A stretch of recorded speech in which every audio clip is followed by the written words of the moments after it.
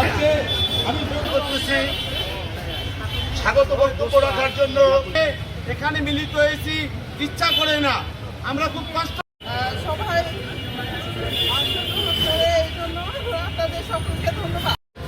অধীনস্থ আদালতের একটি পৃথক সচিবালয় হতে হবে। অধীনস্থ আদালত